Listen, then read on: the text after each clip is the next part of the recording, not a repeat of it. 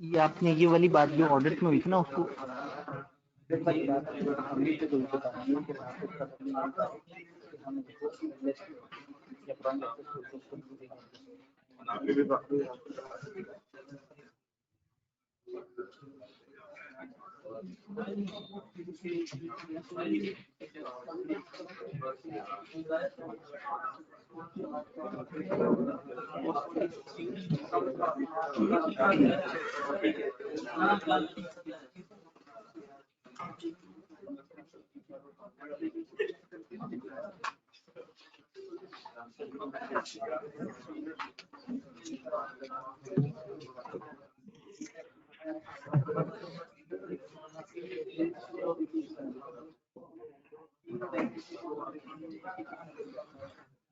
अस्सलाम वालेकुम once again.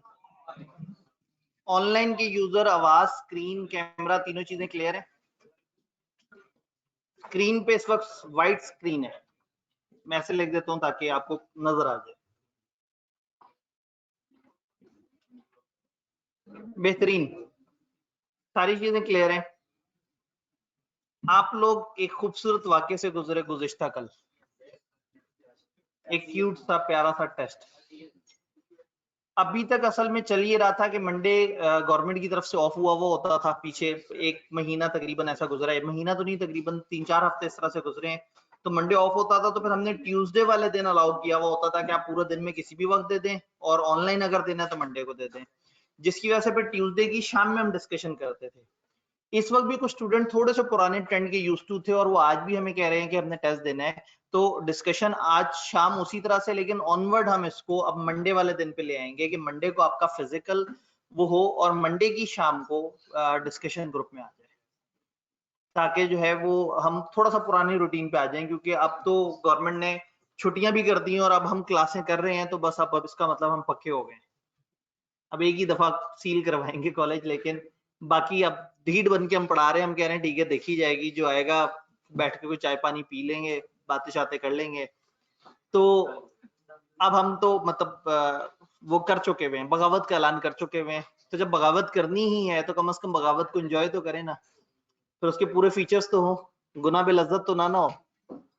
ठीक है जी, तो लास्ट डे हमने आर्बिट्रेशन के प्रोसेस को समझा था। लॉ थोड़ा सा खुश्क, लेकिन अगर आपको चंद अल्फाज समझ आते हैं ना, रेफरेंस किसे कहते हैं, आर्बिट्रेशन का मतलब क्या है, अंपायर भाई क्या होते हैं, अवार्ड किसे कहते हैं, तो फिर वो सारी बातें बड़े आसानी से समझ आ जाती हैं कि क्या है और किस तरह से है। फिर भी हम लोगों ने लास्ट डे डिस्कशन की थी कि वो 4 महीने के अंदर फैसला करेंगे, वो नहीं कर पाए या उन्होंने रेफर कर दिया अंपायर को तो अंपायर करेगा। अंपायर की तरफ नॉर्मली डिसएग्रीमेंट के केस में या in case of no opinion umpire की तरफ बात जाती है। अंपायर नॉर्मली तब होता था जब जो आर्बिट्रेटर्स हैं वो इवन नंबर में होते थे, 2, 4 या 6 इस तरह से करके, ताकि उसके दरमियान फैसला हो सके।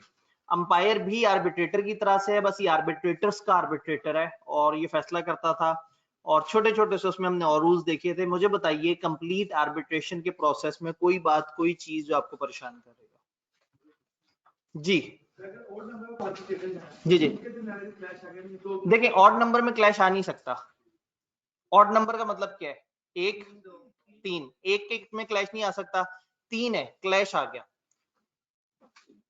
क्लैश का मतलब है कि कोई कुछ कह रहा है और कोई कुछ कह रहा है, तो इन 3 में से 2 एक तरफ होंगे, एक तरफ। अगर तीनों एक तरफ हो तो क्लैश नहीं है, तीनों दूसरी तरफ हो तो भी क्लैश नहीं है। क्लैश कब होगा, एक तरफ 2 और एक तरफ 1, तो मेजॉरिटी किस तरफ है, 2, तो मसला ही हल हो गया।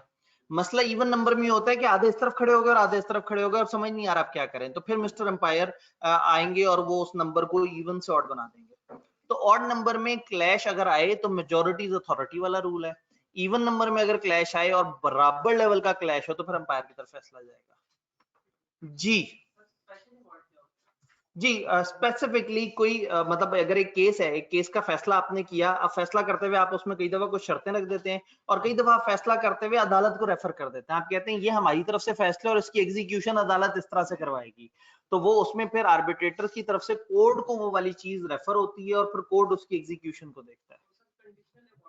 कंडीशनल अवार्ड, आपने कंडीशन रख दी। आपने कहा कि ठीक है जी ये आपको ये सजा मिलेगी अगर फलाना पार्टी ने ये वाला काम ऐसे कर दिया तो फिर ये वाली सजा मिलेगी। एग्जाम्पल, दो पार्टीज का आपस में झगड़ा हुआ, आर्बिट्रेटर के पास पहुंचे। झगड़ा क्या था, एक बंदे ने दूसरे को पेमेंट की 50,000 की और उससे कहा कि तुम अपने गुड्स मुझे भेज दो। जब उसने गुड्स भेजे तो इस बंदे ने कहा कि नहीं भाई आपने जो गुड्स भेजे हैं तो बड़े कम है, मैंने तो 50,000 दिए थे ज्यादा गुड्स के लिए। दूसरे ने कहा नहीं नहीं हमारा तो यही तय हुआ था। अदालत में मामला चला गया। अदालत से मुराद आर्बिट्रेटर्स के पास मामला चला गया। आर्बिट्रेटर्स अगर कह दें कि ये इस वक्त हम इस कॉन्ट्रैक्ट को कलअदम करार देते हैं तो इससे नाइंसाफी हो जाएगी 50,000 देने वाले बंदे के साथ। कलअदम मतलब नल एंड वॉइड। मैं तो उर्दू बोलने की कोशिश की थी कि जरा उर्दू में ज्यादा easily, void, null and void, illegal, उसको बेकार कर देना, उसको कह देना, मनसूख कर देना कि ये फारिग है। तो अब अगर उसने फारिग कर दिया, उसने कहा ठीक है जी तुम लोगों की ट्रांजैक्शन गलत है, तो अब गलत ट्रांजैक्शन के पीछे ये जो उसने अवॉर्ड कर दिया कि गलत है, चलो भाई अपने अपने घरों को जो और आइंदा मत लड़ना, इसमें एक बंदे का नुकसान हो गया जिसने 50,000 जमा कराए हुए।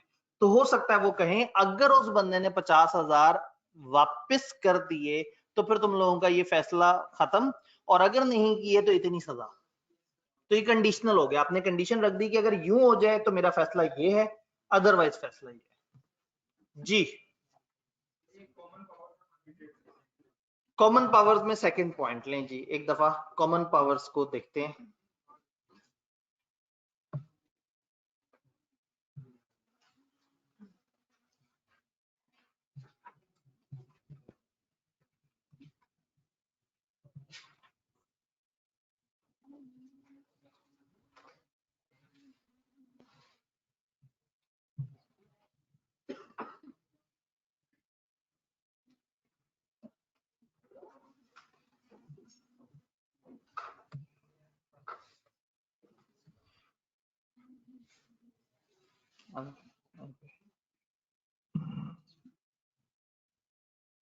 ठीक, अजान स्टार्ट हुई थी बैकेंड से। State a special case for the opinion of court on any question of law involved, और स्टेट द अवार्ड होली और in part in the form of special case of such question for opinion of the court. अब इसको दो हिस्सों में तोड़ के पढ़ना है, और के बाद वाला जुमला बाद में पढ़ेंगे।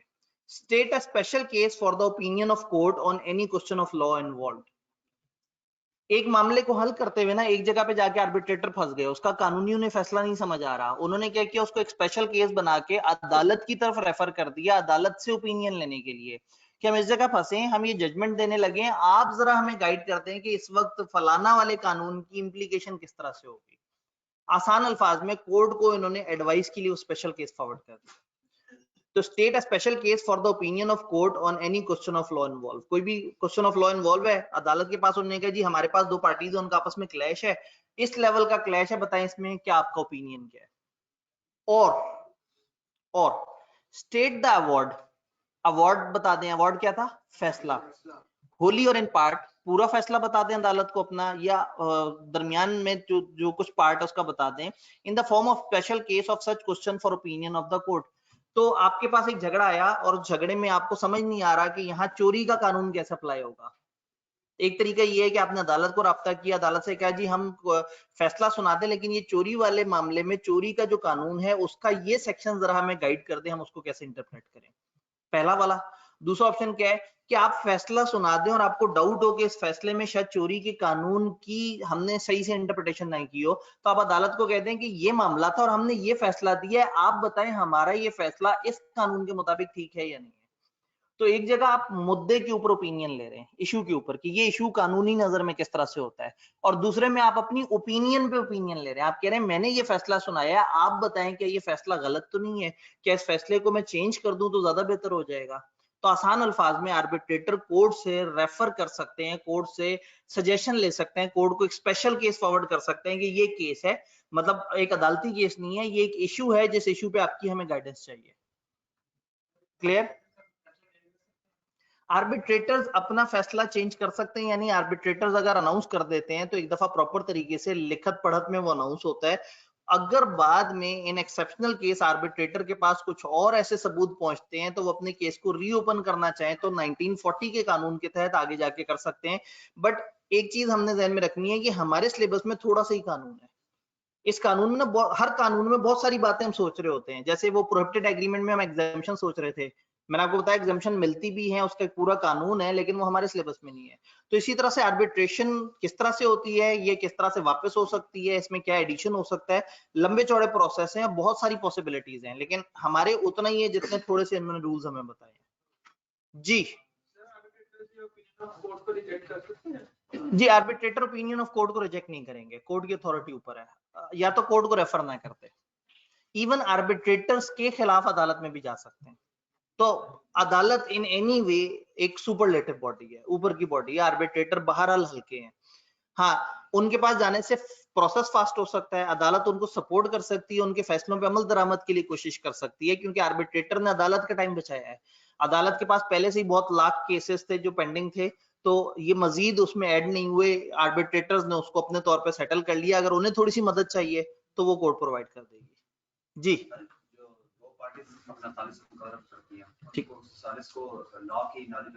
जी, दो पार्टी जब अपना सालिस मुकर्रर करती हैं, अपना आर्बिट्रेटर, सवाल ये आया कि क्या उसे लॉ की नॉलेज होना जरूरी है। हमारे सिलेबस में आर्बिट्रेटर्स के बारे में बात नहीं लिखी हुई, आर्बिट्रेटर की एलिजिबिलिटीज होती हैं। फॉर एग्जांपल, उसका मुस्लिम होना जरूरी है,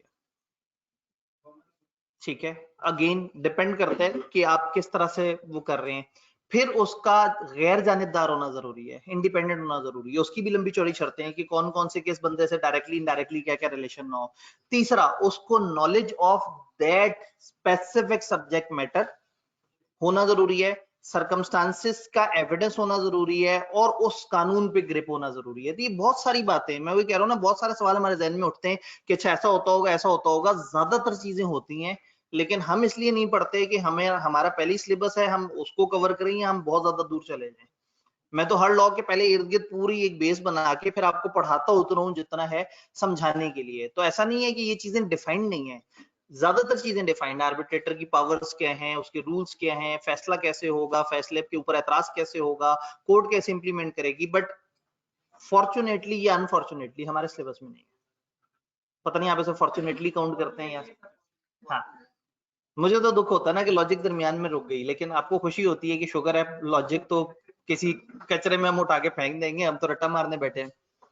जी, ये जो पार्टीज होती है, ये जो आर्बिट्रेटर होता है उसको क्या-क्या जो डॉक्यूमेंट सबमिट करवाने होते हैं, सारे एविडेंसेस ओथ के ऊपर, बकायदा हल्फिया बयान के ऊपर सारे सबूत, सारे गवाहियां भी रिकॉर्ड होती हैं, सारे के सारे उसको एविडेंसेस भी पेश किए जाते हैं। जी, क्या वो आर्बिट्रेटर की इंस्ट्रक्शन से पहले देते हैं? जब आप रेफरेंस दर्ज करवाते हैं ना, तो उसका एक कॉमन रूल होता है कि रेफरेंस विद एविडेंस होना चाहिए। मतलब मैं थोड़ा सा आपको जस्ट समझाने के लिए मदद कर दूं ताकि आपको प्रोसेस समझ आए। आपको क्या लगता है कि अदालत में हम केस करते हैं और अगले दिन जज भाई हमारा केस सुन लेते हैं? ऐसा नहीं, पहले केस अदालत में नहीं जाता, पहले केस जाता है अदालत के रजिस्ट्रार के पास। जज तो बहुत मसरूफ आदमी है, वो इतनी जल्दी टाइम नहीं देगा, और उसने पहले ही लाखों केस निपटाने पिछले वाले, तो अभी तो ये वाले। तो फिर क्या होता है, पहले रजिस्ट्रार के पास जाते हैं। रजिस्ट्रार एक तरह का असिस्टेंट है जो कि बाहर बैठ के कहता है अच्छा भाई आपका क्या वो मुकदमा है, ये मुकदमा है, आपने ये इल्जाम लगाया है, ये जो इल्जाम लगाया है इसके साथ हमें ये 4 तरह के सबूत चाहिए। आप कौन है, आप ये पार्टी है, आपके साथ गवाह कौन है, ये पार्टी, अच्छा और एविडेंस किस किस के पास है, फलाना पार्टी, अच्छा जी उन सबसे भी हमें एविडेंसेस चाहिए। तो जी वो तो हमें एविडेंस नहीं देंगे। अदालत रजिस्ट्रार ने कहा चलो ठीक है कोई बात नहीं, रजिस्ट्रार बैठ के समन बनाएगा। समन होता है अदालती बुलावा, यानी कि एक बंदे को अदालत में बुलाने का ऑर्डर या एक बंदे से एविडेंस मांगने का ऑर्डर। तो वो फिर मुख्तलिफ इस तरह के समन इशू करते हैं, वो समन लोगों को पहुंचाए जाते हैं, लोग एविडेंसेस देते हैं। जब उनके पास एक केस की फाइल तैयार हो जाती है ना, फिर ऑनरेबल जज की बारी आती है, फिर वो केस पहली दफा अदालत में प्रेजेंट होता है। यानी केस प्रेजेंट होने से पहले महीने तक की तो यही वर्किंग चल रही होती है, कागज, इंसान, गवाहियां, ओथ, ये सारी चीजें पूरी हो रही होती हैं। तो हम बस कहते हैं कि अदालत में केस गया और केस का ये फैसला आ गया, बट केस से पहले पूरी working. Same goes with arbitration, कि आर्बिट्रेशन में जो रेफरेंस है ना, ये बड़ा हैवी वर्ड है। रेफरेंस होगा ही तब जब पीछे बहुत सारे एविडेंसेस और सारी चीजें प्रोवाइड की गई होंगी। तो आसान अल्फाज में आर्बिट्रेटर के पास जाएं या अदालत के पास, पूरी वर्किंग आप देंगे तो आपका केस शुरू होगा, वरना शुरू भी नहीं होगा। जी, वहां से भाई कुछ पूछ रहे थे। जी, अगर अंपायर अपॉइंट हुआ होगा तो 4 + 2 6 महीने तक कहानी जा सकती है। जी फिजिकल भाई। सर ये प्रोविजन इम्प्लाइड ट्रेंड्स का लास्ट पॉइंट है, इस पे लीगल प्रैक्टिशनर एंड क्लाइंट। जी जी बिल्कुल। लीगल प्रैक्टिशनर अगेन वो इसमें वो भी कर सकते हैं ना, जिस तरह से अदालत में वकीलों वगैरह का सिस्टम है ना, तो आर्बिट्रेशन में भी ऐसा हो सकता है कि वो कहेंगे आपका केस पेचीदा है, आप एक काम करें, आप अपनी तरफ से कोई लीगल प्रैक्टिशनर लेके आए, कोई वकील या कोई ऐसा शख्स लेके आए जो आपके केस को प्रेजेंट कर सके सही से। तो इसमें this can happen, normally arbitration में ऐसा नहीं होता, बट दिस कैन हैपन कि यहाँ पे भी वकील और इस तरह के लोग इन्वॉल्व किए जाए। ऑनलाइन वाले भाई, ऑनलाइन में हमारे पास हैं 3 सवाल। ओए चौथा कहां से आ गया? ठीक है जी, 4 सवाल बस, अब ब्रेक लग गई। सर क्या आर्बिट्रेटर कोर्ट को सजेशन दे सकता है? नहीं, ये थोड़ा सा ओवर हो जाएगा काम, वो लोग जरा ज्यादा सियाने हैं। आर्बिट्रेटर ऑब्वियसली उतना ज्यादा लीगल बंदे नहीं है, वो अपनी राय का इजहार कर सकते हैं, सजेशन देना थोड़ा सा वो है, मतलब वो ये सजेस्ट कर सकते हैं कि we suggest in this case कि इसका ये फैसला होगा, काइंडली आप हमारी सजेशन को देख के बताएं कि गलत है या सही है। यानी इस तरह से तो कह सकते हैं कि हमारा ख्याल ये है और आपका ख्याल ऑब्वियसली उससे ऊपर, आप बताएं। लेकिन ऐसा नहीं होगा कि वो कहेंगे कि जी हम आपको ये सजेस्ट कर रहे हैं कि आपको ये फैसला करना चाहिए। तो इसलिए कोर्ट हमेशा ऊपर है, ये जहन में रखना है। नंबर 2, सर जिरगा क्या आर्बिट्रेटर्स में आता है? जिरगा या पंचायत आर्बिट्रेटर में आ सकती है अगर रिटन एग्रीमेंट से हो, 1940 के मुताबिक हो और कवानीन सारे फॉलो हो रहे हो, लेकिन और पार्टीज अपनी पसंद से इनके पास गई हो, ना कि ये बीच में एकदम से कूद पड़े हो कि जी इस गांव में जब भी कोई फैसला होता है तो फैसला तो हमने ही करना होता है, और खुद ही से चौधरी बन के बैठ जाएं और जनाब जबरदस्ती फैसला कर दें, वो चीज लीगल नहीं है। लेकिन अगर इन्होंने खुद से, पार्टीज ने एग्री किया है कि हम पंचायत से फैसला कराएंगे, जिरगे से करवाएंगे, तो फिर वो चीज ऑथराइज हो जाती है। तो जिरगा या पंचायत हो सकता है आर्बिट्रेटर अगर वो इस कानून की वो फॉलोइंग करता हो, इस कानून की कंप्लायंस करता हो। सर आर्बिट्रेशन के प्रोविजन का 5 नंबर पॉइंट, 1 2 3 4 5, सबसे बड़ा वाला। अगेन आर्बिट्रेटर को सारे रिकॉर्ड प्रोवाइड किए जाएंगे, जैसे अभी हमने बात की ना कि पूरा केस प्रेजेंट होगा, तो पार्टीज टू रेफरेंस यानी कि जो इस किस्से की, इस केस की पार्टीज हैं, and all person claiming under them, और वो तमाम लोग जो उनके अंडर आते हैं या जो उनसे कनेक्टेड हैं, shall submit for examination by arbitrator, arbitrator या अंपायर को देखने के लिए, उनकी तफ्तीश के लिए जमा कराएंगे ऑन ओथ या अफर्मेशन, या तो एक हल्फिया बयान या एक एक्नॉलेजमेंट कि हाँ भाई ये चीज हम ये बयान दे रहे हैं, in relation to the matter in difference, जिस मसले पे झगड़ा है उस मसले पे सारे एविडेंसेस प्रोवाइड करेंगे आर्बिट्रेटर्स और अंपायर को। कौन प्रोवाइड करेंगे? Parties to the agreement, parties to the arbitration, and shall produce before them, और उनके सामने पेश करेंगे। क्या पेश करेंगे? All books, deeds, papers, accounts, writings and document within their possession, जो जो उनके पास उस मामले से रिलेटेड लिखाई पड़ी हुई है, कानून पड़ा हुआ है, कोई एग्रीमेंट पड़ा हुआ है, कोई अकाउंट्स पड़े हुए हैं, कोई रसीदें पड़ी हुई हैं, जो कुछ भी पड़ा हुआ है वो चीजें प्रोवाइड करेंगे। और power do all other things which are required by arbitrator और अंपायर। तो आसान अल्फाज में उनको केस जब प्रेजेंट करेंगे तो उनके कहने पे जो वो एविडेंस और जो वो रिकॉर्ड मांगेंगे, वो रिकॉर्ड और वो एविडेंस प्रोवाइड करना जिम्मेदारी होगा। आखिरी सवाल था जो एकदम से बीच में आया था, सर रट्टा वैसे ही नहीं लगता, ऊपर से बुक की अंग्रेजी भी बहुत मुश्किल है। इसका आसान सा जवाब है, लिख के करें। जो चैप्टर जब भी आपको लगे कि बहुत पेचीदा हो गया, अजीब सा है, अगर वो चैप्टर छोटा है, छोटे से मुराद है 5 से 6 सफे, अगर वो 5 से 6 सफे का चैप्टर है तो एक दफा ये तजर्बा करके देखें, अपने एक नीट एंड क्लीन रजिस्टर में उस चैप्टर को मेरी किताब सामने रख के हू बहू छापा मार लें, कोई मसला नहीं। जब आप छापा मार रहे होंगे तो आपको लिखते लिखते एहसास हो रहा होगा कि उनमें से आधा आपको याद हो गया, और फिर जो आपने लिखा है अपनी लिखाई से याद करें, मेरी किताब से मत याद करें, आईकेप की किताब से याद मत करें, लेक्चर से मत याद करें, अपने लिखे हुए से याद करें। एक तो रिटेंशन भी देर तक जाएगी और याद भी जल्दी होगा। दो मसले हैं, याद देर से होता है, भूलता जल्दी है, लेकिन अगर खुद लिखा हुआ होगा उससे याद कर रहे होंगे तो याद भी जल्दी होगा, भूलेगा भी देर से। तो ये तजर्बा किसी भी चैप्टर पे करके देखें, जो चैप्टर ज्यादा बड़ा ना हो उस पे ये तजर्बा काम कर जाता है। तो जब ये तजर्बा छोटे चैप्टर्स पे काम करेगा तो आहिस्ता आहिस्ता आप इसकी डायमेंशन बड़े वाले चैप्टर्स पे भी ला सकते हैं। अगर आप देखें तो कॉन्ट्रैक्ट एक्ट के अंदर तो आपको 5-6 ऐसे छोटे छोटे से प्यारे से चैप्टर्स मिल जाते हैं जो एक एक 2-2 सफे में निमट जाते हैं। तो छोटे चैप्टर से स्टार्ट करें और अगर ये चीज कारगर है तो इसको बड़े चैप्टर्स पे आहिस्ता आहिस्ता एक्सटेंड करते जाएं। डन सर, अपने वर्ड्स में लिख सकते हैं, सिवाय डेफिनेशन के आप हर चीज अपने वर्ड्स में लिख सकते हैं, कोई मसला नहीं है। आईकेप ने कभी एतराज नहीं किया, बल्कि वो नहीं चाहता कि आप बहुत ज्यादा लीगल वर्डिंग पेपर में इस्तेमाल करें। इवन आईकेप की अपनी किताब भी ओरिजिनल लॉ नहीं है, उसके लॉ को आसान करके उन्होंने बनाने की कोशिश की है। तो सिर्फ डेफिनेशंस ऐसी होती हैं जो आपने हूबहू लॉ के अल्फाज में लिखनी है, बाकी चीजें आप अपने अल्फाज में लिख सकते हैं। फिर भी जिन लोगों को डर लग रहा होता है कि हम अपने अल्फाज में लिखने बैठे तो कहीं का कहीं ना लिख दें, तो वो रट्टा मार सकते हैं। और सफे ही कितने से हैं, कितने हैं सफे गिने थे कभी? कभी तो गिने होंगे। 102 तो मेरे ख्याल में पास पेपर के सवाल और वो सब कुछ डाल के है। 102 पे एग्जांपल शुरू होती हैं। भाई ने कहा सर आपने फॉन्ट बड़ा छोटा रखा हुआ है। छोटी किताब में फॉन्ट चलता है, ये 100% वही फॉन्ट है जो आईकेप की किताब का है। आईकेप की इस दफा जितनी किताबें आई हैं वो मेरी किताब के फॉन्ट पे आई हैं। कैम्ब्रिया 10 मेरा फॉन्ट होता था, उनका एरियल होता था। अब उन्होंने भी कैम्ब्रिया 10, तो उन्होंने बड़े साइज में कैम्ब्रिया 10 रखा हुआ है, मैंने इस साइज में, तो इस साइज के हिसाब से ये बड़ा मुनासिब फॉन्ट है। अगर आप इसको छोटा फॉन्ट कह रहे हैं तो फिर आईकेप की किताबें जो है वो फिर आप उनके ऊपर जरूर आवाज उठाएं। तो ये सेम फॉन्ट है दोनों का। जी कितने पेजेस हैं गिने कभी? 102 तो वो है ना, उसमें पास पेपर के सवाल भी डले हुए हैं। 71 श्योर? इन्होंने को ऑलमोस्ट 90 कर सकते हैं, खुदा का खौफ करें भाई। 18 चैप्टर्स हों तो हर चैप्टर के एंड पे एक सफा तो पास पेपर का कम से कम आना है। 3 ऐसे चैप्टर्स हैं जिनमें पास पेपर के सवाल नहीं है, तो 15 सफे तो मरे से मरे लगेंगे। और फिर पार्टनरशिप में आप जाएं तो आपको 2-2 3-3 सफे के भी नजर आ रहे होंगे। रफ अंदाजे ऐसे लगा रहे हैं जैसे मैंने ऐसा कोई काम का है जो कि 15 साल में वेरीफाई होना है। 18 चैप्टर, 18 छोड़े, 15 चैप्टर्स के एंड पे पास पेपर्स के सफे गिन लें, उसको माइनस करते हैं। मेरे ख्याल में 2 मिनट का काम है, आप कर लें। देखते हैं क्लास वालों का आपस में जवाब भी सेम आता है या नहीं आता।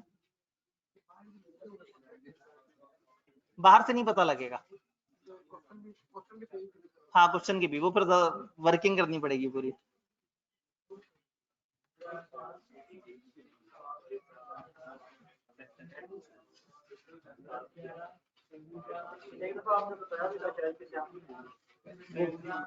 सीलो में 77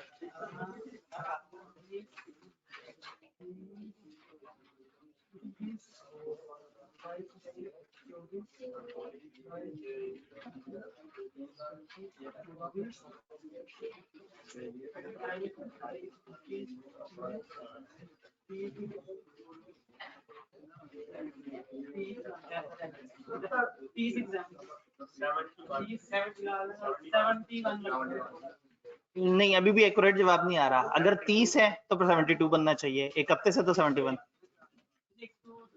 अच्छा 102 पे एग्जांपल, तो 101 टोटल सफे हैं, उसमें से 30 निकाल दिए। 30 क्या सबका 30 जवाब आया है?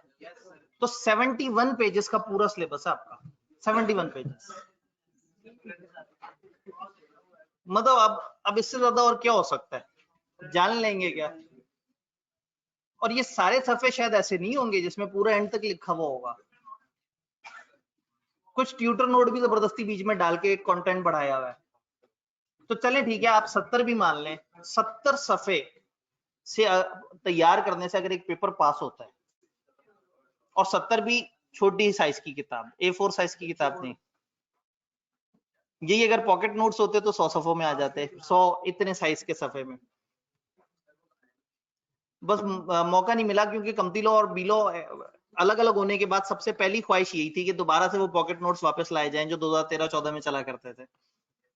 तो खैर मतलब हो सकता है जनवरी में कुछ ऐसा टाइम बन जाए कि वो पॉकेट नोट्स आ जाएं, लेकिन आप लोग तो तब तक याद कर चुके होंगे इंशाल्लाह। उसका क्या फायदा होगा पॉकेट नोट्स का? रात सोने के लिए लेटे हुए, नींद नहीं आ रही, किताबें मेज पे रखी हुई हैं, ऐसे करके ऊपर वाली जेब से पतली सी किताब निकाली, नींद आ गई। ठीक है, नींद आने से पहले पहले एक चैप्टर तैयार हो जाना है। तो उसका ये फायदा ये है कि वो इतना हैंडी है कि आपके सारे बहाने खत्म हो जाते हैं। और अगर कैंट वाली साइड पे जाएं तो उधर का जितना सिग्नल होता है जितनी देर का, उतनी देर में एक चैप्टर रिवाइज हो सकते हैं जल्दी से। आप इतना रिवाइज करें कि तंग आगे पेपर पास हो जाए, है ना मजे की बात। खैर, तो एक भाई ने सारी वर्किंग और सारे प्लस माइनस और वो जो गैप्स हैं निकालने के बाद कहा कि सर अप्रोक्सीमेटली 65 पेजेस लगा लें। लें जी, उन्होंने हमें डिस्काउंट दे दिया। ये 65 सफे आपके रजिस्टर के शायद 110 सफे बनेंगे, क्योंकि आप रजिस्टर पे थोड़ा खुला लिखेंगे और ये वाले फॉन्ट को आपके रजिस्टर पे मेरा एक सफा आपके शायद 2 सफे बन जाए। तो तकरीबन 110-20 सफे में आपके रजिस्टर में पूरा लॉ आ जाएगा। बस सिर्फ हिम्मत करनी है। वापस इधर आते हैं, सारी बातें हमारी खत्म हो गई। और अगेन अगले वीक से आपको मंडे की रात में डिस्कशन मिल जाया करेगी। और अभी चूंकि हम ट्यूसडे वाले दिन पे आदी थे, और वही जो आपसे लास्ट टाइम बात हुई थी वीडियो के साथ, लास्ट टाइम वीडियो के साथ आपको मिला और आपको अच्छा लगा कि हाँ भाई सामने सवाल भी नजर आ रहा है, वरना हवा में वॉइस चल रही होती थी, कागज हाथ में नहीं होता था। अब कम से कम सवाल सामने हैं और अल्फाज जब सामने होंगे तो वो दोनों चीजें रेजोनेट करते हैं। बहुत तहम्मुल से बोलते हैं। तो वो अगर तो वो ओरिजिनल वो वॉइस आपके ग्रुप में आई है तो फिर तो आप उसकी स्पीड तेज कर सकते होंगे। अगर वो फॉरवर्ड होके आता है तो फिर मसला होता है। अगर ओरिजिनल फाइल आई हुई हो ना तो उसको 2 पे करने की ऑप्शन मौजूद है। और जितनी इंपॉर्टेंट एक्टिविटी उतनी तहम्मुल से बात की जाएगी ना, सुकून से, तसल्ली से, एक एक पॉइंट पे जोर देते हुए। कोई 17 मिनट का वॉइस नोट होता था क्या? 10 मिनट अपनी कीमती जिंदगियों के अगर आप जो है वो टेस्ट की डिस्कशन पे लगाते हैं तो मेरे ख्याल में बहुत बुरी बात तो नहीं है। मेरा इतना टाइम खा जाते हैं आप लोग हैं। अब हमारे पास पिछली डिस्कशन भी नहीं है और अब हमारे पास 35 मिनट कम से कम है। कुछ शुगल करते हैं। काफी कंफ्यूजन के बाद, बड़ा गौर फिक्र करने के बाद, हालातों वाकयात को गौर से देखने के बाद मैं इस नतीजे पे पहुंचा कि हमें नेगोशिएबल इंस्ट्रूमेंट शुरू कर देना चाहिए। अब हमारे 3 चैप्टर रहते हैं। चैप्टर 1 जो लीगल सिस्टम है, जो 100% रटा है, बिल्कुल ही रटा। और चैप्टर 14 और 15 है जो नेगोशिएबल इंस्ट्रूमेंट कानून के 2 हिस्से हैं, एक जनरल डिस्कशन है और एक चेक से रिलेटेड डिस्कशन है। तो इस चैप्टर से शुरू करने से हमें एक फायदा होगा कि हमारा ये वाला एक चैप्टर कम से कम पूरा होगा। फिर वो जो नहीं होता कुछ चैप्टर आधे अभी हुए आधे अगले वीक में चले गए, तो इसके साथ ये डिस्कशन नहीं होगी। एक बड़ा लॉजिकल सा मजेदार सा चैप्टर है। नेगोशिएबल इंस्ट्रूमेंट्स का लॉ इन अदर लॉज में सबसे मुश्किल समझा जाता है। कुछ गुमराह लोग इसको मुश्किल कानून का दर्जा देते हैं। वो गुमराह लोग जो कि खुद से किताब पढ़ के समझने की कोशिश करते हैं, लेकिन जिन बच्चों को उस्ताद अवेलेबल होते हैं उन बच्चों को ये लॉ बहुत ज्यादा तकलीफ नहीं देता। कुछ वर्ड्स इसके अंदर मुश्किल हो सकते हैं लेकिन ओवरऑल लॉ बड़ा मजेदार है। नेगोशिएबल इंस्ट्रूमेंट्स बैंकिंग की दुनिया में इस्तेमाल होने वाला एक लॉ। इवन आप बैंक भी इस लॉ को इस्तेमाल नहीं करते क्योंकि ये 1881 का लॉ है। वही 150 साल पुराने कवानीन में से एक, और किताब बाजिद है हमें ये पढ़ाने पे।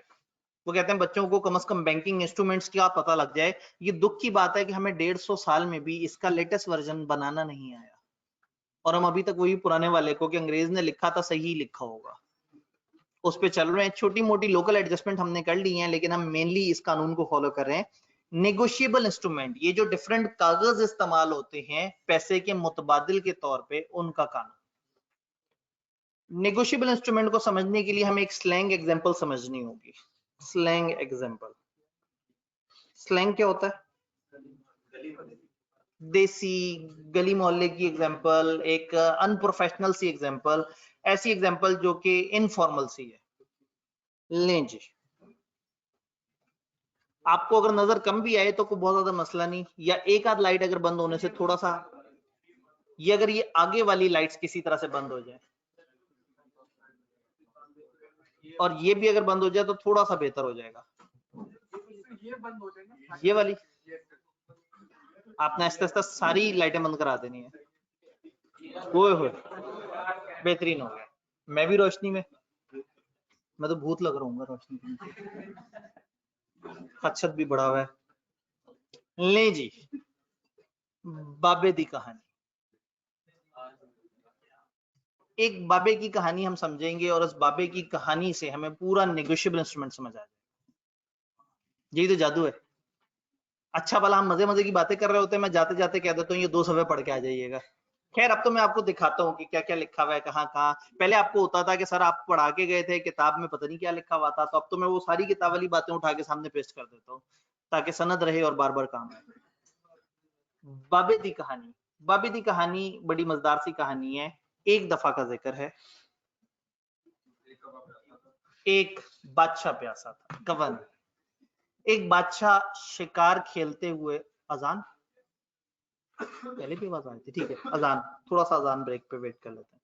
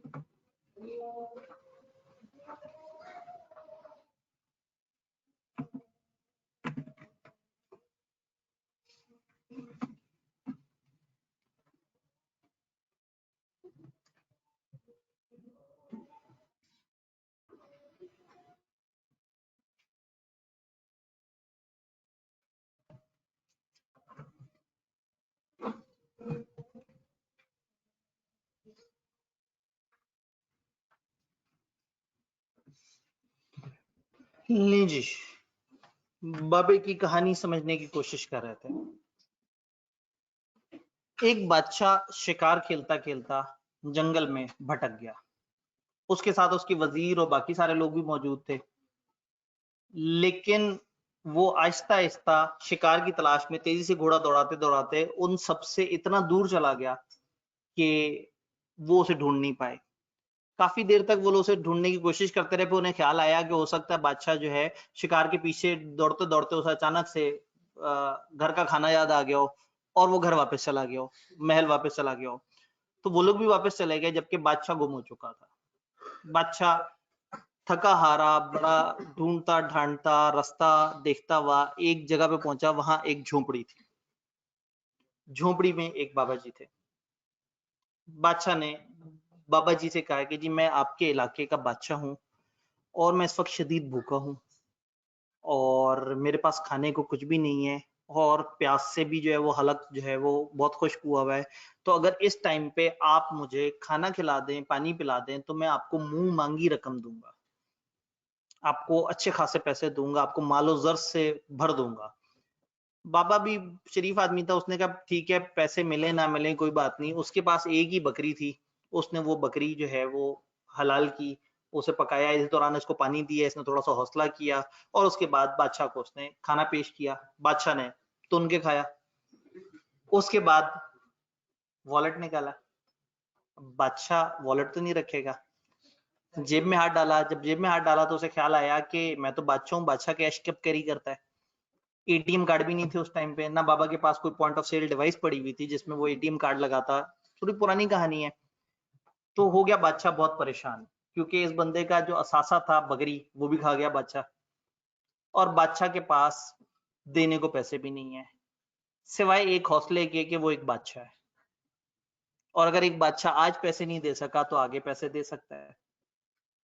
तो बादशाह ने फिर कहा कि यार एक काम करते हैं, मैं तुम्हें एक कागज पे लिख देता हूं, क्योंकि मैं बादशाह हूं, अगर तुम वहां आओगे, शहर में जब आओगे, महल में आना, ये कागज दिखाना, तुमको इतने पैसे मिल जाएंगे। मेरे पास इस वक्त पैसे नहीं है, लेकिन मैं कागज पे लिख के दे देता हूँ और कागज पे साइन कर देता हूँ। उसने कागज पे क्या लिखा, मैं बादशाह, तुम बाबे को या तुम्हारे कहने पे किसी और को 3 लाख दिरहम दूंगा, और नीचे बादशाह ने साइन कर दिया। अब ये किसी और के कहने पे क्यों कहा, क्योंकि जब बादशाह ने से कहा कि मैं तुम आ जाना कागज लेके, मैं तुम्हें पेमेंट कर दूंगा वहां, अभी मेरे पास पैसे नहीं है, ये कागज है, कागज पे मेरे साइन होंगे, साइन का मतलब ये है कि मैं पाबंद हूंगा, पाबंद हूंगा मतलब तुम कागज दिखाओगे, मैं कागज पकड़ूंगा और तुम्हें पेमेंट करवा दूंगा। और ये कागज ऐसा है कि तुम किसी को भी दिखाओगे तो वो एतबार करेगा, क्योंकि इस कागज पे इलाके के बादशाह के साइन है। तो बाबा जी ने कहा होगा कि जी मैं जरा बूढ़ा हूं, मैं शहर आ नहीं सकता उस तरह से, तो हो सकता है मैं अपने बेटे को भेज दूं। तो बादशाह ने कहा अच्छा चलो मैं लिख देता हूं कि तुम बाबे या तुम्हारे कहने पे किसी और को। अब देखो ये कागज गुम मत कर देना, क्योंकि गुम हो गया तो फिर बड़ा मसला हो जाएगा। एक काम करना, जब किसी को ये कागज देना तो साइन करके कह देना कि तुमने किसके नाम पे ये कागज रखा है। तो जहां लिखे ना बाबे या बाबे के कहने पे किसी को, तो बाबा अगर अपने बेटे को देने लगे तो वहां कागज पे साइन करके बेटे का नाम लिख दे। बाबे को बात समझ आ गई। बादशाह अपनी तरफ से 3 लाख दिरहम की पेमेंट देके गया है, लेकिन पेमेंट अभी कंप्लीट नहीं हुई। कब कंप्लीट होगी, जब ये कागज पेश किया जाएगा बादशाह के सामने और बादशाह इसके ऊपर पेमेंट कर देगा। अब क्या हुआ, ये एक वादा है, बाबे ने कहने पर किसी और की जगह पे बाबे ने अपने साइन किए और वहां नीचे अपने बेटे का नाम लिख दिया कि ये बेटे या बेटे के कहने पे किसी को। जहां लिखा था ना बाबे या बाबे के कहने पे, तो बाबे के कहने पे वाली जगह पे बाबे ने अपने साइन कर दिए और वहां लिख दिया बेटे, बेटे का नाम लिख के ये बंदा या इसके कहने पे किसी को, और उसको वो कागज देके शहर रवाना कर दिया। बेटा कागज लेके शहर आया। जब शहर आया तो उसने कहा बड़े अरसे बाद शहर का चक्कर लगा है, और वैसे भी अब तो 3 लाख दिरहम आने वाले हैं, तो थोड़ी शॉपिंग कर लेते हैं। तो उसने एक जगह जाके बड़े अच्छे अच्छे स्वेटर उसे नजर आए, उसने वो खरीद लिए, कुछ अच्छे से जूते नजर आए, कुछ और चीजें नजर आई, और उसने कोई 50,000 का सामान खरीद लिया। 50,000 दिरहम का। दिरहम इसलिए कह रहा हूँ कि उस इलाके की करेंसी शायद वो हो। फिर दुकानदार से सारा सामान खरीदने के बाद इसने कहा ये सारा सामान यहाँ रखो, मैं 1-1.5 घंटे बाद आता हूँ तो मैं पेमेंट करता हूँ। दुकानदार ने कहा क्या मतलब, एडा केड़ा कोई एटीएम लगा है कि तुम जाके और वो मतलब पेमेंट निकाल के दोगे, तो किस तरह से। उसने कहा नहीं है देखो ये कागज मैं दिखाता हूँ। जेब से कागज निकाल के दिखाया, कागज पे बादशाह के साइन थे। दुकानदार ने कहा बादशाह के साइन, उसमें लिखा था कि मैं तुम बाबे या तुम्हारे कहने पे और तुम्हारे कहने पे बेटे का नाम लिखा हुआ था, यानी कि मैं बाबे या तुम्हारे बेटे के कहने पे किसी को भी या उसके कहने पे उसको 3 लाख रुपए 3 लाख दिरहम दे दूंगा। तो दुकानदार ने कहा कि यार तो तुम्हारे पास तो 3 लाख का कागज है, ये कागज तो जो दिखाएगा उसको 3 लाख मिल जाएंगे, तो तुम 50,000 की शॉपिंग करते हुए क्यों परेशान हो रहे हो, एक काम करो मजीद शॉपिंग करो। खुल के खरीदो, कोई मसला नहीं। बेटा भी जनाब खुल के खरीदता रहा 1.25 लाख दिरहम की चीजें खरीद ली। उसने कहा अच्छा एक काम करो, ये मेरे से 2.25 लाख दिरहम पकड़ो, सामान ले जाओ, ये कागज मुझे दे दो, ये कागज मैं देके मैं आगे से पैसे ले लूंगा, तुम जो जाओगे पैसे लेके वापस आओगे थके हुए, सारा कुछ है, पैसे मैं क्लेम कर लूंगा, कागज मुझे दे दो। तो 1.25 लाख का सामान खरीदा, 2.25 लाख रुपया उसको कैश में दिया, उसका 3 लाख पूरा कर दिया, और ये कागज ले लिया जिस कागज की वर्थ है 3 लाख, लेकिन लेने से पहले उस बेटे से कहा कि साइन कर दो। क्या ख्याल है? क्योंकि वहां लिखा हुआ बेटे या बेटे के कहने पे किसी को, बेटे ने जनाब वहां पे साइन किए ब्लू कलर से, और वहां लिख दिया दुकानदार या इसके कहने पे किसी को। 2 घंटे बाद जब वो प्लान कर रहा था कि महल जाए और महल से 3 लाख दिरहम लेके आए, अचानक से उस दुकानदार का सप्लायर आया और उसने कहा याद है तुमने मुझे 3,10,000 दिरहम की पेमेंट करनी थी। तो उसने कहा चलो शुक्र है मुझे भी महल नहीं जाना पड़ा। तो उसने कहा ये 10,000 कैश पकड़ो और ये 3 लाख का कागज जो कि बादशाह को दिखाने पे पैसे मिल जाते हैं।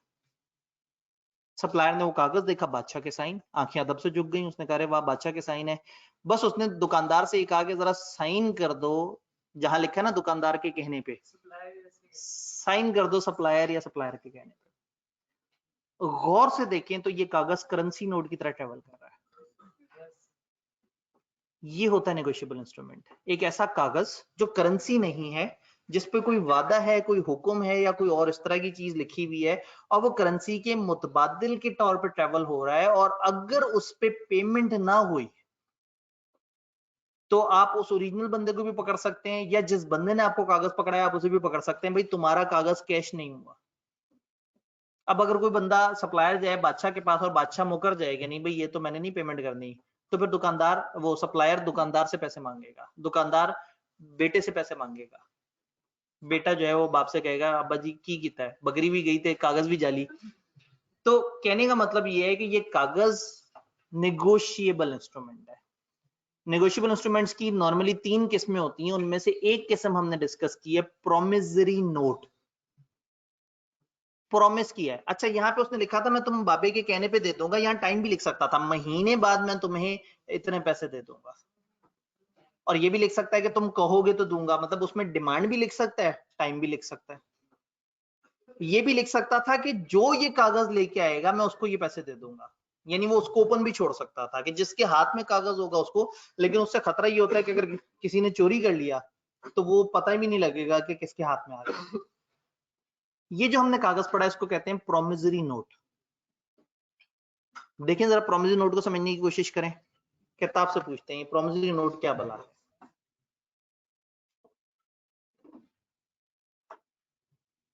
Promissory note is an instrument in writing, एक कागज पे लिखा हुआ इंस्ट्रूमेंट है, मतलब एक ऐसा कागज है जिसमें राइटिंग हुई हुई है, not being a bank note और करेंसी नोट।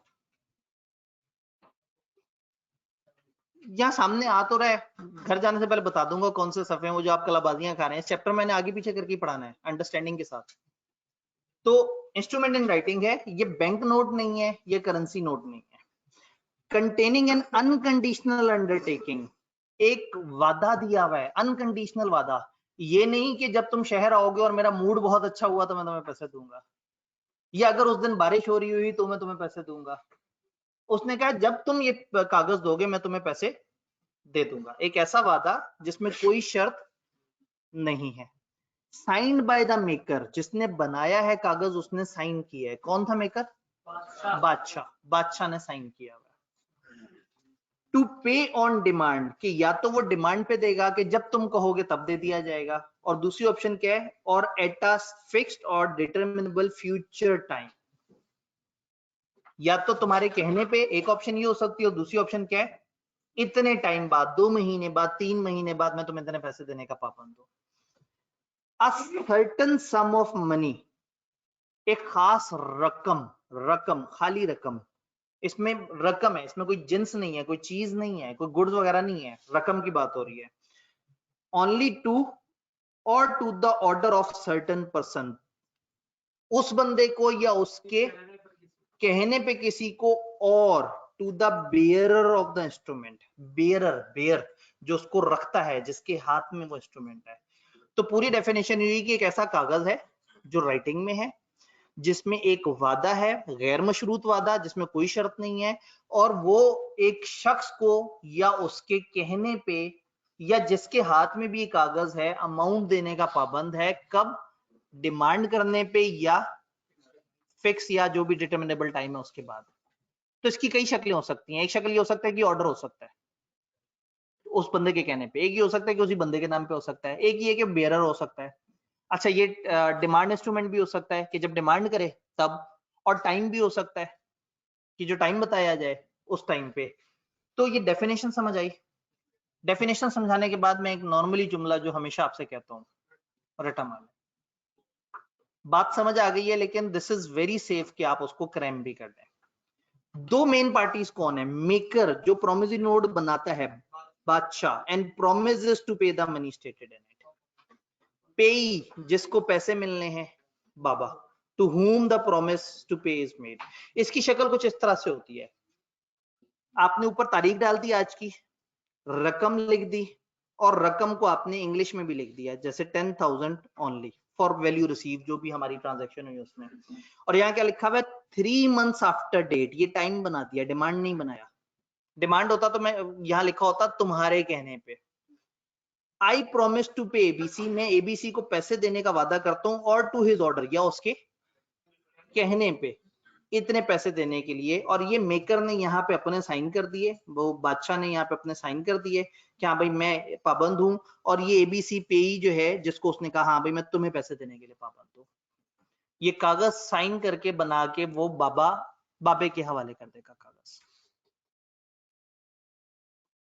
बात समझ आई? अब ऐसे में कुछ सवाल आ रहे हैं कि जी बॉन्ड नेगोशिएबल इंस्ट्रूमेंट होते हैं या नहीं होते हैं। अभी हम एक एक करके समझेंगे कि क्या है। अभी हमने सिर्फ पहली एग्जांपल देखी है इसकी, प्रोमिसरी नोट, जिसमें एक बंदा दूसरे से प्रॉमिस करता है कि मैं तुम्हें ये पैसे देने का पाबंद हूँ।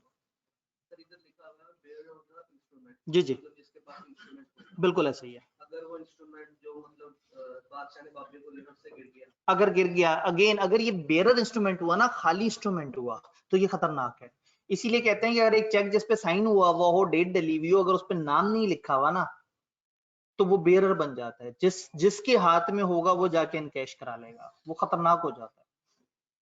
तो इसलिए कई दफा इसको ऑर्डर बनाया जाता है ताकि गलत बंदा ना इसको इनकैश कर ले। तो ये ऑप्शंस हैं, मौजूद हैं, आप ऑर्डर भी बना सकते हैं, आप बेरर भी बना सकते हैं। हम आगे देखेंगे कि ऑर्डर बनाने के लिए साइन के साथ क्या करना है और बेरर बनाने के लिए साइन के साथ क्या करना है। प्रोमिस नोट जी,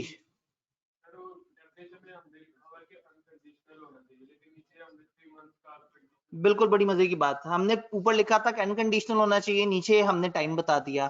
थोड़ा सा आगे जाके मैं आपको बताऊंगा कि कोई टाइम या इवेंट फिक्स कर देना इज नॉट कंडीशन इस कानून के मुताबिक। ये कानून इसको कंडीशन ही मानता है, इसको वो हिस्सा मानता है कॉन्ट्रैक्ट का। यानी वो कहते हैं कि इस कागज पे टाइम होना चाहिए या ये लिखा होना चाहिए कि ये टाइम का पाबंद नहीं है। तो ये कंडीशन नहीं है, कंडीशन बादशाह के हिसाब से कि वो कहे कि जी अच्छा मेरी ये फलाना शर्त भी है।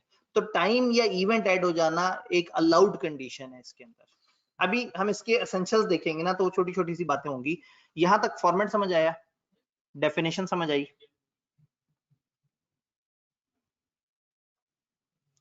क्या क्या होना चाहिए? इन राइटिंग होना चाहिए। ओरल प्रॉमिस टू पे does not becomes a promissory note. ये लिखत पढ़त में होना चाहिए, राइटिंग में होना चाहिए। Words must convey a clear undertaking to पे।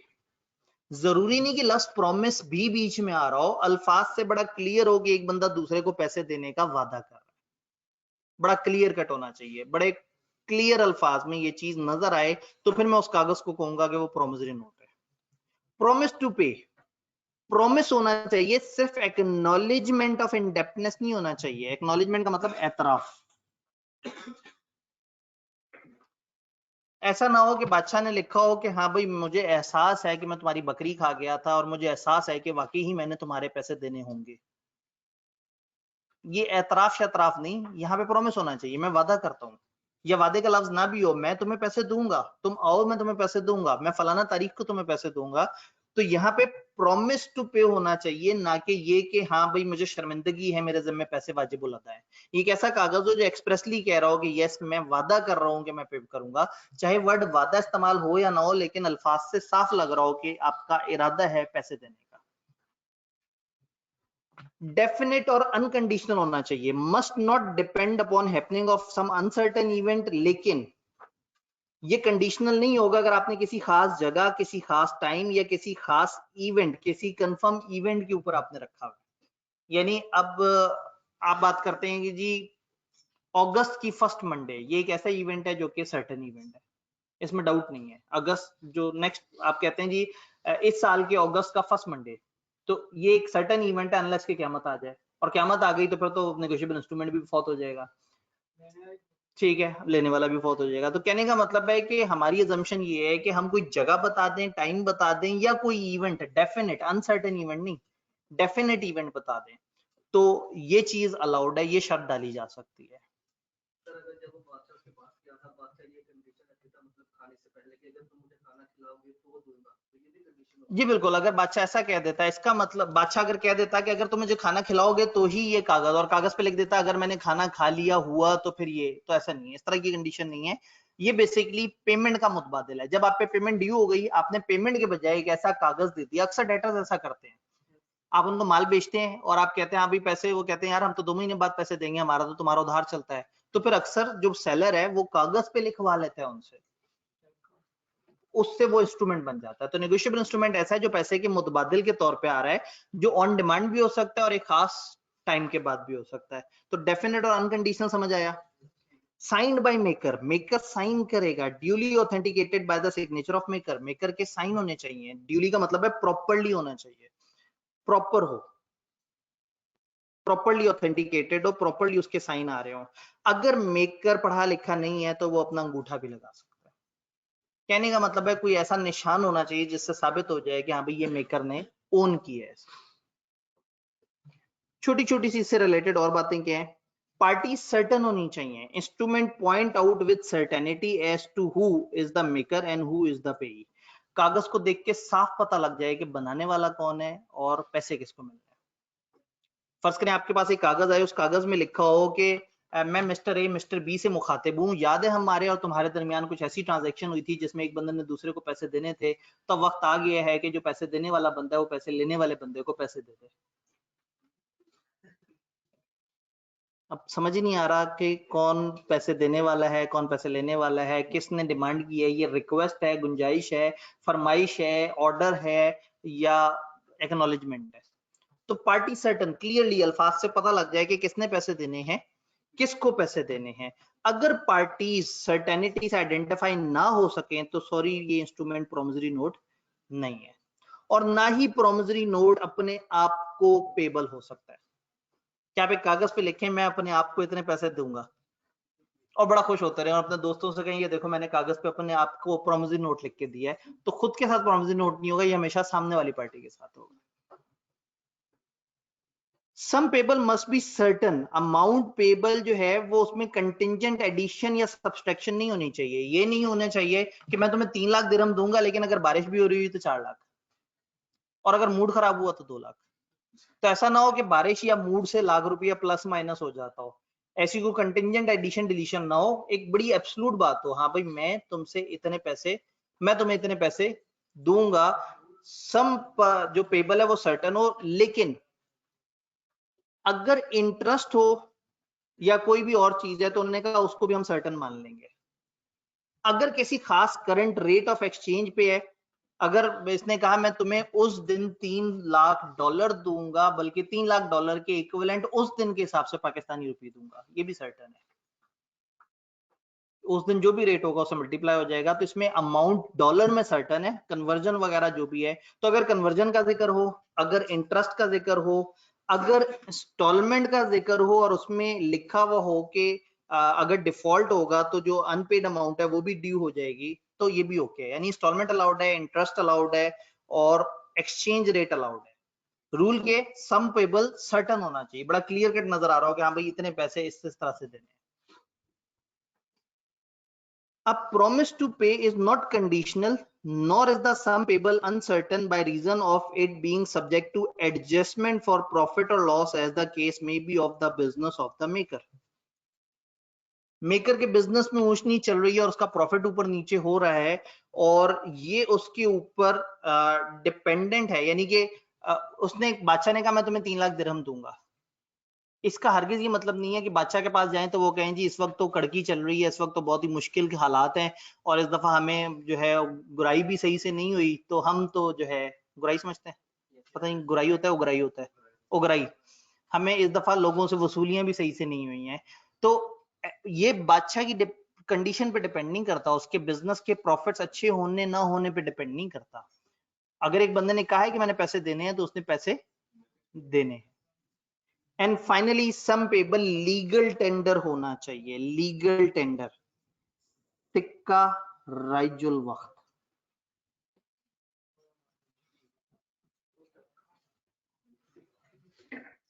सिक्का राइजुल वक्त उस इलाके की लोकल करेंसी होना चाहिए, जैसे मैंने दिरहम का लफ्ज इस्तेमाल किया।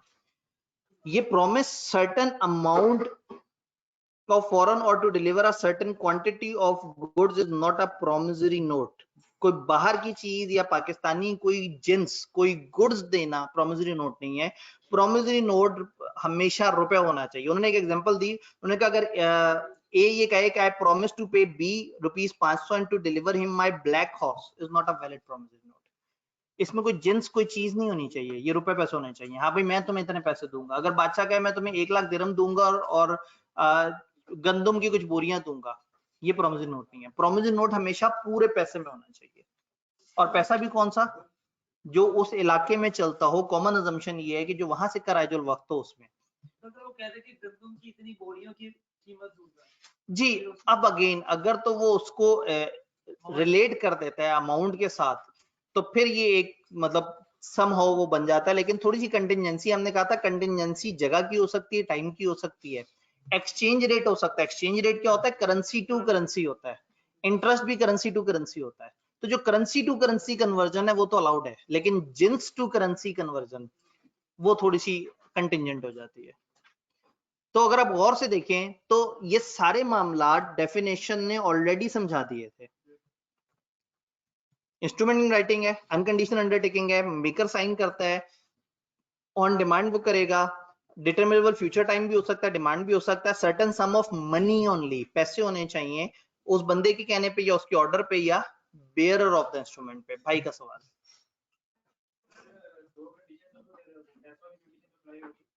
अगर 2 कंडीशन है तो जी, अगर 2 कंडीशन है उसमें कुछ गुड्स हैं और कुछ पैसे हैं तो दोनों फारिग हो जाएंगे। हाँ मतलब पूरा का पूरा इन होल वो रुपए का जिक्र होना चाहिए। ये रुपए का मुतबादिल है ना, तो ये फिर रुपए ही इस पे लिखे होने चाहिए, इस पे और कोई गुड्स और इस तरह की चीजें नहीं लिखी होनी चाहिए। बात समझ आती है? तो अगर आपको बाबे की कहानी समझ आई तो आपको प्रोमिसरी नोट समझ आ गया। और वक्त हमारे पास अभी भी 6-7 मिनट है। तो बाबे की कहानी का सीजन 2 कल तो सीजन 3 आएगा। इतनी जल्दी घबरा गए, इतनी जल्दी, इतनी ही जल्दी? अगर मैं उधर बताऊं कि डेफिनेशन के अलावा सिर्फ 2 लाइनें पढ़ने वाली है, फिर भी हम कल का ही सोचेंगे। हाँ ये बात अच्छी की ना, ये प्रोमो कम से कम ये तो हो सकता है, कहानी तो सुन सकते हैं ना। हाँ कहानी सुन ली तो फिर जाहिर है मैं कैसे बाज रह सकता हूँ कि मैं कहूँ कि पढ़ के आपने आना है। असल में पता है ये कहानी साथ ही समझ आती है। कल तक आपको ये कहानी भूल गई तो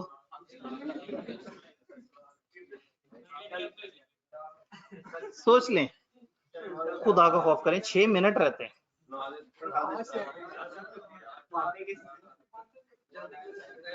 फिर कल ज्यादा पढ़ना पड़ेगा। हाँ कल पे तो फौरन डाल देते हैं ना, और कल फिर रोना शुरू कर देते हैं। चलें जी, सीजन 2 आसान सा है, सब कुछ वही है, मैं कहानी दोबारा नहीं सुनाऊंगा। इस दफा बादशाह और खजांची दोनों इकट्ठे गुम हो गए। शिकार खेलते हुए, पहले बादशाह शिकार खेलते खेलते दूर चला गया था और गुम हो गया था बाकियों से। इस दफा बादशाह और खजांची इकट्ठे शिकार करते करते जा रहे थे, तो ये दो बाकी लोगों से दूर हो गए। इस दफा बकरी दोनों ने मिलकर खाई, लेकिन चूंकि बादशाह साथ है तो पेमेंट तो बादशाह ने करनी है, क्योंकि मतलब वो तो बॉस है, तो एंटरप्रेन्योर साथ मौजूद है, एम्प्लॉय साथ मौजूद है, तो पेमेंट तो बॉस के जिम्मे है। लेकिन बॉस की पेमेंट्स को मैनेज कौन करता है? खजांची। खजांची मैनेज करता है। तो इसका मतलब है इस दफा कागज थोड़ा सा डिफरेंट लिखा जाएगा। खजांची के पास भी पैसे नहीं होंगे। इत्तफाकन खजांची के पास भी पैसे नहीं है, क्योंकि शिकार खेलने गए ना, शिकार खेलते हुए पैसे का क्या काम? हल्के फुल्के रखे होंगे रास्ते के, वो मतलब कोई फुल्ले शुल्ले खाने के लिए, कोई मतलब भुट्टे छुट्टे खा लिए रास्ते में, ठीक है, आगो पापड़ सापड़ खा लिए कोई इस तरह से करके, लेकिन जाहिर है वो इतना कैश तो नहीं रखा होगा। और बादशाह का लेवल है, बकरी खा के उसने 3 लाख का वादा कर लिया, बादशाह भी बादशाह है। आपको पता है कंसिडरेशन कम ज्यादा तो इतना कोई फर्क नहीं पड़ता। बड़ा अहम सवाल, उसने वापस भी जाना है, ठीक है। और बात ये है कि वो बकरी दोबारा खरीदी जा सकती है, जो शिकार वाला घोड़ा ये इतने आराम से दोबारा नहीं खरीदा जा सकता। तो ये भाई इस चक्कर में है कि घोड़े को हलाल किया जाए, घोड़ा खिला दिया जाए, बकरी भी बच जाए, मसला भी हल हो जाए, और वो जो बाबे की जो आग शाग पे खर्चा हुआ है उसको जो है वो उसके पाए घोड़े के दे देंगे, जी पाए तुम पका लेना, ये तुम्हारे हुए। तो भाईजान जो है ना, मतलब माना कि हम लाहौर में हैं और यहाँ पे खोते बड़े शौक से खाए जाते हैं, लेकिन बहरहाल जब बकरी मौजूद है तो घोड़े को जरा फिलहाल, अच्छा ठीक है, आप घोड़ा देने की बात कर रहे थे। हाँ नहीं नहीं, वो फिर वापसी पर बड़ी तकलीफ दे हो जाएगी ना, बादशाह ने भरम भी तो रखना है ना कुछ। ले जी, बादशाह प्लस खजांची इकट्ठे, वाह। अब क्या हुआ? खाना खाने के बाद जब पैसे नहीं निकले दोनों के पास, दोनों जलील हो गए, तो फिर बादशाह ने बाबे को कहा कि देखो मेरे सारे पैसे डील करता है खजांची, तुम खजांची के पास आके कहना वो पैसे दे देगा। उसने कहा जी खजांची अगर मुकर गया उस वक्त तो आप बादशाह हो, आप साइन करके कहो। तो अब इस दफा बादशाह ने कहा है मैं बादशाह तुम खजांची को हुक्म देता हूं कि तुमने बाबे या बाबे के कहने पे किसी को 3 लाख दिरहम देना है। इस दफा बादशाह ने उस बंदे को हुक्म दिया है जिस बंदे के पास बादशाह का कैश पड़ा हुआ है, तो बादशाह ने उसे हुक्म दिया। फिर बाबे से कहा हाँ भाई बात बन गई, बाबे ने कहा नहीं अभी बात नहीं बनी, खजांची की भी तो साइन करवाए, आपने तो साइन कर दिए। खजांची बाद में कहे नहीं मेरे सामने तो ऐसी कोई बात नहीं हुई थी। तो बादशाह पहले ही कागज बनाएगा, फिर खजांची से कहेगा अगर आपने साइन करो, जब उसके साइन हो जाएंगे तो फिर बाबे को पकड़ा देगा और कहेगा देखो इसके ऊपर अब उसके भी साइन आ गए कि ये पैसे देने के लिए पाबंद है। तो ऐसे में अब जब तुम ये कागज आके मेरे सामने मत पेश करना, तुम खजांची को दे दोगे, खजांची मेरे हुक्म का पाबंद है, वो तुम्हें उतने पैसे दे देगा। तो इस दफा बादशाह ने खुद वादा नहीं किया, जिसके पास पैसे पड़े हुए थे उसको हुक्म दे दिया कि तुमने इसको या इसके कहने पे किसी को 3 लाख दिरहम देने हैं। इस दफा ये जो हरकत हमने की है इसको हम कहते हैं बिल ऑफ एक्सचेंज। जहन में रहे 3 पार्टीज हैं, बादशाह बनाने वाला इंस्ट्रूमेंट को, खजांची जिसने पैसे देने हैं, पहले पैसे देने वाला और बनाने वाला सेम था, मेकर ही पैसे देने वाला भी था, और पेई था वो जिसको पैसे मिलने हैं। इस दफा पेई तो बाबा है, बनाने वाला बादशाह है, लेकिन पेमेंट करने वाला बादशाह नहीं है, खजांची। अगर वो इस तरह कहते कि बाबे को मैं कहता हूँ कि जाके खजांची से पैसे ले ले, नहीं, असल में उस बाबे को हुक्म नहीं ना दे सकता, हुक्म तो वो उसे देगा ना जिसके पास पैसे पड़े हुए हैं। नहीं मतलब अलाउ तो कर सकते हैं ना कि उसको, तो उससे बेहतर है कि बाबे को प्रोमिसरी नोट दे दे। इस वक्त वो प्रोमिसरी नोट को अवॉइड कर रहा है, वो एक और कागज दे रहा है जिसमें उस बंदे के पास कागज पेश किया जाए जिसके पास पैसे पड़े हुए हैं। तो बिल ऑफ एक्सचेंज में सब कुछ वही है, सिर्फ फर्क क्या है, इंस्ट्रूमेंट इन राइटिंग है आपको पता है, अनकंडीशनल वहां प्रॉमिस था, यहाँ ऑर्डर है, साइंड बाय मेकर उसी तरह से, वहां ये था कि हम कह रहे हैं कि हमने पैसे देने हैं, उधर ये है कि directing a certain person to pay on demand or fix or determinable time a certain sum of money only to or to the order of certain person or to the bearer of the instrument। सब कुछ वही है, सिर्फ फर्क order और promise का है। एक जगह मैंने प्रॉमिस किया था मैंने पैसे देने हैं, और दूसरी जगह मैं ऑर्डर दे रहा हूं कि तुमने पैसे देने हैं। 3 लोग हैं, ड्रॉर हैं जो बना रहा है यानी कि बादशाह, who draws a bill of exchange जो कागज बना रहा है, पेई जिसको पैसे मिलने हैं ये कौन है, बाबा, बाबा पेई, ड्रॉई, ड्रॉई जिसके लिए जिसको कागज जिसके ऊपर कागज ड्रॉ किया कि तुमने ऐसा करना है, जिसको हुक्म दिया है, हु इज ऑर्डर्ड टू पे, जिसको हुक्म दिया गया वो बन जाएगा ड्रॉई। तो बादशाह ड्रॉर है, वो ड्रॉई से साइन करवाएगा, वापस पकड़ेगा और पेई के हवाले कर देगा कि ये पकड़ो और ये कागज दिखा के तुम पैसे ले सकते हो। बैंकों में ऐसा ही होता है, बैंक के पास आपके पैसे पड़े होते हैं, आप चेक पे एक हुक्म दे देते हैं बैंक को कि हाँ भाई तुमने इस बंदे के इतने पैसे देने हैं। ये बात समझ आई? इसके स्पेसिमन में क्या फर्क है? डेट उसी तरह से, अमाउंट उसी तरह से, 3 मंथ्स आफ्टर डेट, सारी कहानी उसी तरह से। एक नई चीज आ गई कि ड्रॉई से आपने यहाँ पे साइन भी करवा लेना, एडिशनल साइन, कि ड्रॉई भी साइन करेगा और ड्रॉर भी साइन करेगा। आप 2 बंदों के साइन है और पैसे किसने देने हैं? ड्रॉई ने। तो आप कह रहे हैं, आप ड्रॉई को हुक्म दे रहे हैं कि पे टू XYZ और टू हिज ऑर्डर इतने पैसे। तो गौर से देखें तो प्रॉमिसरी नोट और बिल ऑफ एक्सचेंज में बेसिक फर्क ये है कि प्रॉमिसरी नोट में जिसने पैसे देने उसने खुद वादा किया, बिल ऑफ एक्सचेंज में उसने किसी को हुक्म दिया जिसके पास उसके पैसे पड़े हुए थे, उसको हुक्म दिया कि तुमने ये चीज इस तरह से करनी है। तो जिस तरह से प्रॉमिसरी नोट के एसेंशियल्स हैं, इसके एसेंशियल भी वही हैं। इन राइटिंग है, डेफिनेट अनकंडीशनल है, सर्टेन पार्टीज हैं, लीगल टेंडर है, सम पेबल सर्टेन है, सब कुछ वैसे ही है। 2 जगह फर्क है, वो साइन बाय मेकर था, ये sign by drawer and drawee है। वो प्रॉमिस टू पे था, ये ऑर्डर टू पे है। रिक्वेस्ट नहीं होना चाहिए, ऑर्डर टू पे होना चाहिए। डन? थीम अगर समझ आ गया है तो गेम आसान हो गई है। किताब दिखाएं, 3 सफे आप लोगों ने देख के आने हैं। जी जी, प्रॉमिसरी नोट में वर्ड मेकर इस्तेमाल होगा और बिल ऑफ एक्सचेंज में ड्रॉर। ये टेक्निकल वर्ड है ना जो उनके लिए इस्तेमाल होंगे, हैं एक ही। जी, आप लोगों ने पेज 76 से 78 तक पढ़ना है। 76, 77, 78, 77 आधे से थोड़ा सा कम है सफा, थोड़ा ज्यादा है, और दोनों 2 जगह पे इतना बड़ा तो स्पेसिमेन डला हुआ है। तो ये आपने 3 सफे पढ़ के आने हैं, 76, 77 और 78। डन?